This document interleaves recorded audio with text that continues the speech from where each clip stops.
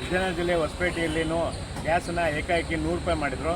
ಅದಕ್ಕೆ ವಿರುದ್ಧವಾಗಿ ಹೊಸಪೇಟೆಯಲ್ಲಿ ಇಂದು KITUನ ಆಟೋ ಚಾಲಕ ಸಂಘಟನೆ ನೇತೃತ್ವದಲ್ಲಿ ಹೋರಾಟ ಮಾಡ್ತೀವಿ ಅಂತೇಳಿ ಪೊಲೀಸ್ ಇಲಾಖೆ ಗಮನಕ್ಕೆ ತಂದಾಗ ತಕ್ಷಣ ಎಚ್ಚೆತ್ತಂಥ ಪೊಲೀಸ್ ಇಲಾಖೆ ಮತ್ತು ಆಹಾರ ಸರಬರಾಜು ಇಲಾಖೆ ಸಂಬಂಧಪಟ್ಟಂಥ ಬಂಕ್ನ ಮ್ಯಾನೇಜರ್ಗಳ ಹತ್ರ ಮಾತಾಡಿ ಇವತ್ತು ರೇಟನ್ನು ಯಥಾಸ್ಥಿತಿ ಕಾಪಾಡಬೇಕು ಅಂತೇಳಿ ಮತ್ತು 84-85 ರೂಪಾಯಿಗೆ ಸ್ಟಿಕ್ ಆನ್ ಮಾಡಿಸಿದ್ದಾರೆ. ಸೊ ಹಂಗಾಗಿ ಯಾರು ಹೊಸಪೇಟೆ ಆಟೋ ಚಾಲಕರು ಹೆಚ್ಚು ಹಣ ಕೊಟ್ಟು ಗ್ಯಾಸ್ ತೊಗೊಳ್ಳೋಂಥ ಅವಶ್ಯಕತೆ ಇಲ್ಲ.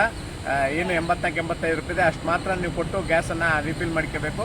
ನಿಮಗೆ ಆ ರೀತಿ ಯಾರಾದರೂ ಹೆಚ್ಚು ಬೆಲೆಯನ್ನು ಡಿಮ್ಯಾಂಡ್ ಮಾಡ್ತಾ ಇದ್ದಾರೆ ಅಥವಾ ಕಡಿಮೆ ಗ್ಯಾಸನ್ನು ಹಾಕ್ತಾ ಇರೋಂಥದ್ದು ಅಥವಾ ನಿಮಗೆ ತೊಂದರೆ ಮಾಡ್ತಕ್ಕಂಥದ್ದಿದ್ರೆ CITUನ ಆಟೋ ಚಾಲಕರ ಸಂಘಟನೆ ನಿರಂತರವಾಗಿ ನಿಮ್ಮ ಜೊತೆ ಇರ್ತದೆ. ನಿಮ್ಗೇನೋ ಅಂಥ ಸಂದರ್ಭ ಇದ್ದರೆ ದಯಮಾಡಿ ನಮ್ಮನ್ನು ಸಂಪರ್ಕ ಮಾಡಿ ಅಂತ ಹೇಳ್ತಾ ತಮ್ಮೆಲ್ಲರಿಗೂ ಧನ್ಯವಾದ ತಿಳಿಸ್ತೀನಿ. ನನ್ನ ಹೆಸರು KM ಸಂತೋಷ್ ಕುಮಾರ್, ಆಟೋ ಫೆಡರೇಷನ್ನ ತಾಲೂಕು ಅಧ್ಯಕ್ಷರು ಮತ್ತು ರಾಜ್ಯ ಪ್ರಧಾನ ಕಾರ್ಯದರ್ಶಿಗಳು. ನನ್ನ ಫೋನ್ ನಂಬರ್ 9008030020. ಆಗ್ತೀವಿ ಅಷ್ಟು ಬಿಟ್ರೆ ಇವತ್ತು ಸದ್ಯ ಅಂತ ರೇಟ್ ಜಾಸ್ತಿ ಆಗಂಗಿಲ್ಲ. ನೀವು ಯಾರು ತಪ್ಪಂದ್ರೆ ಎಲ್ಲ ಸ್ವಲ್ಪ ಹೇಳ್ಕೊಂಬಿಟ್ಟು ಸ್ವಲ್ಪ ಎಲ್ರಿಗೆ ವೈರಲ್ ಮಾಡಿಬಿಡ್ರಿ.